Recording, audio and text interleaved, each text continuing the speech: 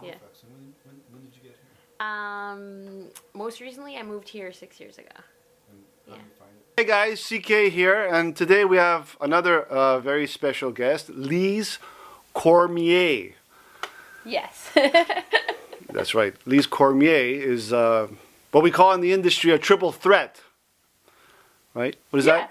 What does Can you that mean? explain? So basically somebody who does acting, singing, and dancing. Perfect. Triple Yeah. threat. Acting, singing, and dancing. Yeah. So, of those three, I know what's coming next. You're going to ask me which one I prefer? which one are you best at? Oh! Honestly, God. now, Lise. That's a good question. But you know what? They're all acting. I would say I have strengths and weaknesses within each thing, right? Okay, You so know? then which one do you prefer? Because you just get to play so many different, Well, I different mean, people, you know? there's other people that would say I prefer singing. There's other people Yeah. who say, going through the music. I like all. Yeah, I of like course. all of them. And I mean, the great thing is, like, when you're singing, you're still acting, right? You're still Yeah. telling a story. Even dancing. You're Yeah, telling a story, exactly. you know. And I also do physical theater, so that's really telling a story with your body. And I also do voiceover and animation, and so, you know, I just like performing. Yes, of course. Triple threat, right? So, Lise, take us back. Where are you from originally? So I'm originally from Halifax, Oh boy. Nova Scotia. Okay. Why do you say, oh boy? Maritimer. Exactly. Yeah, so I grew up in Halifax. Born and raised. Born and raised. In Halifax. Yep. Yeah, my mom is from the States, though, and my dad is from New Brunswick. So I'm Acadian on my dad's side, and then on my mom's side, Okay. I'm Jewish I American. gotta stop you here. Acadian. No, a lot of people don't know what Acadian Yeah. is. Obviously, Jewish American. Yeah. It's pretty self-explanatory. Originally from Russia, her side of the so family. Russian Jews. Like, way back. You know? But Acadian, I know what Acadian means. Can you explain to Yeah. our viewers? Because my interpretation will obviously be wrong and different than your interpretation. So Acadians are people on the East Coast who speak French. Came over from France a long time ago. I don't know the exact year. Yeah, so my grandparents, they live in New Brunswick, and in New Brunswick there's 35% of the province speaks French, like is Acadian. And then Nova Scotia, where I grew up, I don't know the exact percentage, but it's less percentage in Nova Scotia, but there are Acadians there too. So, okay, great. We got that out of the way. You're Acadian, triple threat, and you're from the Maritimes. What inspired you? So my parents have a band for kids, Razzmatazz for kids. So I started singing with them when I was 5 years old. I recorded on their first album, and then I just started performing with them at festivals and schools, and I just kind of fell in love with the stage. And then I started taking acting classes at Neptune Theatre, and then I played on the main stage at Neptune Theatre when I was 12. I did 2 shows, A Christmas Carol and Member of the Wedding. And both of those experiences really solidified for me that this is what I wanted to do. So that was your aha moment. Yeah, I mean, I already knew, but That I had stamped it. been, yeah, exactly. And then I did, also when I was 12, I did some other films. And I was like, oh, I realized I like acting in all of its forms. Right. Not just on the stage, which I had previously only had experience on the stage. So what brought you here? Yeah, there's just more opportunities, for auditioning. Halifax is great, but there's just not as many auditions. But there are working actors in Halifax. Yeah.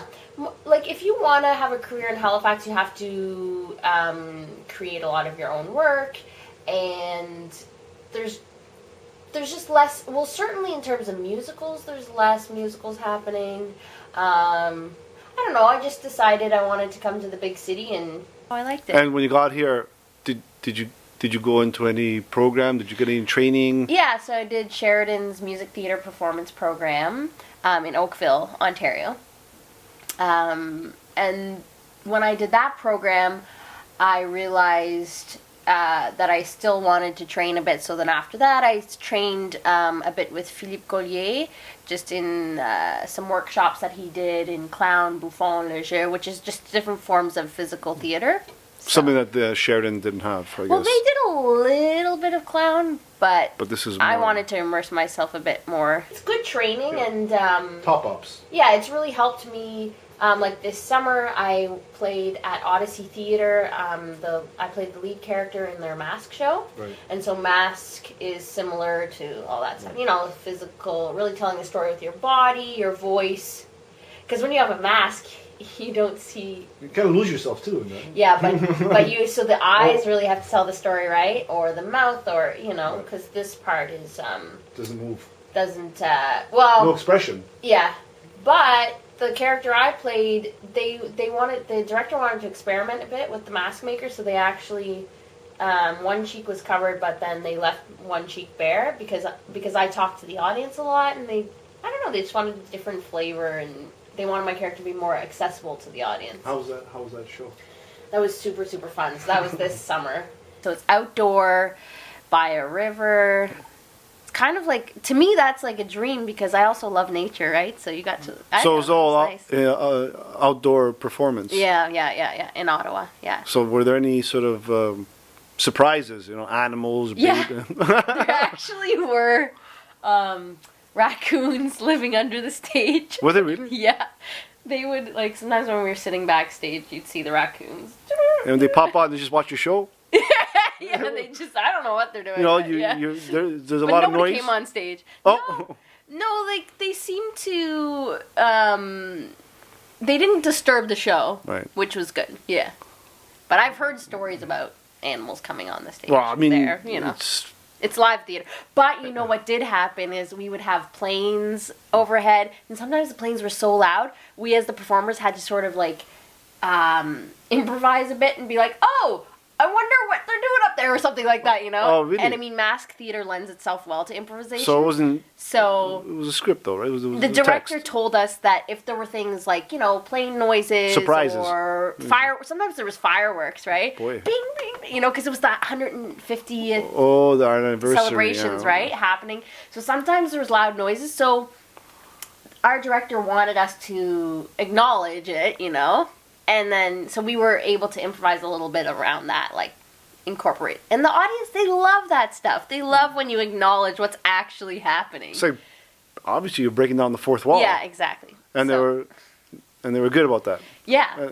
Receptive. Yeah, it's comedic theater, so it just lends itself well. And I guess back in the day, mask theater, like a lot of it was improvised.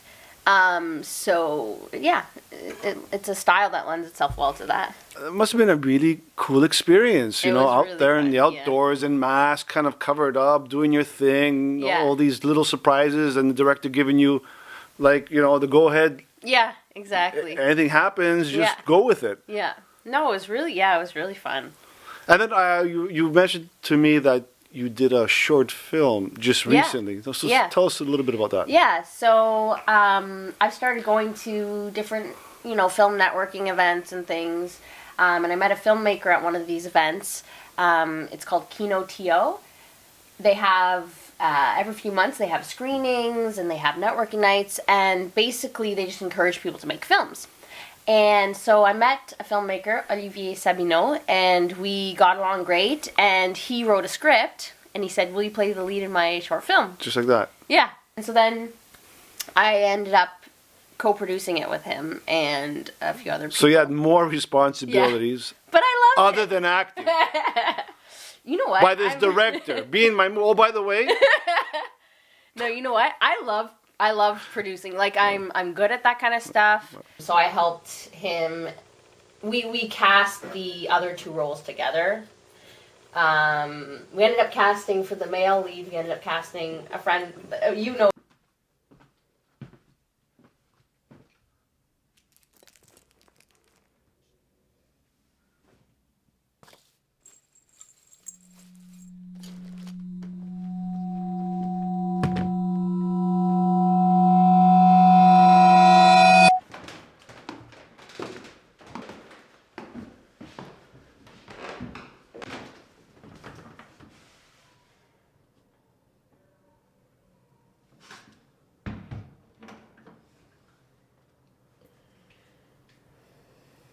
So the big question is, what do you do with the film now? Like, what are the next steps with the film? Yeah, well, I want to integrate it into my demo reel. That's one thing. Right, but As you know- festival-wise, Yeah, and then we need to submit it to festivals. There's different. There's like online ways. There's like I'm trying to remember Film Freeway and some other. Anyways, these websites that you can see like listings of all the different film festivals and you can submit. Yeah. There's a fee though. You know. Yeah, exactly. So you have to be a bit selective because otherwise you could Yeah, blow a lot of money Before very you know, easily. you're in $500. What? Yeah, exactly. Just to submit. Exactly. Right? Because I mean, if you make a film, you want people to see it. You right? want it out there. Yeah. So what's next for Lise after now you did the film? Yeah. Now you're auditioning. Yeah. And how's that coming along for you in the new Good. year? I'm making like a new website for myself. So Or your own personal website Yeah. with your work and contacts and all that? Exactly. Wow. Who's doing that for you? me. Well, so I had a friend who helped me set it up. My friend Joshua Young, who's also a filmmaker. He we used Weebly. It's like a Yeah. website to Yeah, make I know. websites, Yeah. basically, you know? So he helped me lay the groundwork, I guess you could say. And then the last 2 days I've been adding more adding some demos and things like that, you know? Basically making it. So it's almost complete? Yeah, pretty. I don't know. At a certain point, I want to also get people to look at it and see, oh, is there anything you would adjust? Oh, yeah. Is Maybe by the time you Yep. put this out, I think it'll be done. Yeah. It'll be done, yeah, for sure. So that's great. I mean, looks like, summer of 2017 was really exciting for you, playing outdoors, Yeah. your physical theater, and now... And then the film. And the film, and now 2018, you're getting more auditions. Also, Lise has, obviously, another skill most actors don't have here is she can act in French. So, exactly. so she acts in French. So she's more than a triple threat, quadruple threat. I suppose, yeah. Right? Acting, singing, dancing. In 2 languages. That's pretty amazing. So, I mean, 2018 might be the year of Lise. Anyhow, so it was great having you here. Yeah, thank you so much. Thank you for coming by. Always It's always great to have really interesting people coming on board and talking about, their past and what they're up to. So thank you very much. Oh, thank you. Fist bump.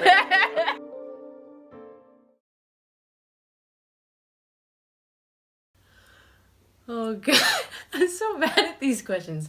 Something to do with math because that was my weakest subject in school.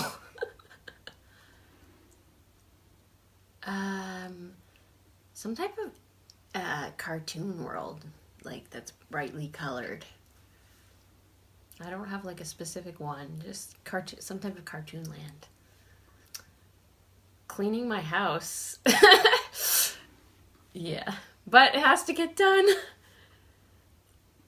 Some unusual places I've been.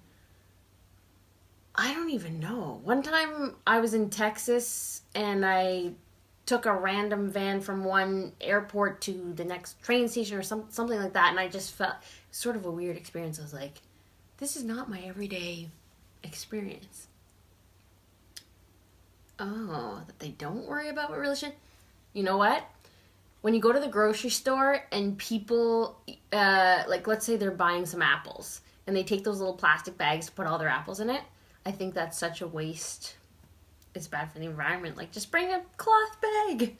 Yeah. When people say, you look good today, it's like, okay, so you're saying I did not look good yesterday. Oh my gosh, I've never thought of that. I don't know, something that's hard to pronounce, I guess, but then at the same time, it's kind of fun to try to pronounce things that are hard to pronounce. So, yeah.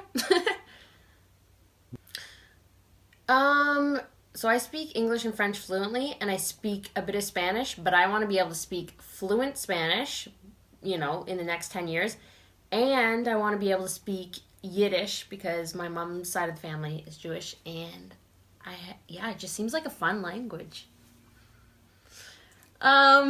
So when my brother and I were kids, we both had mullets. And also, I think it's called a mushroom cut. Yeah.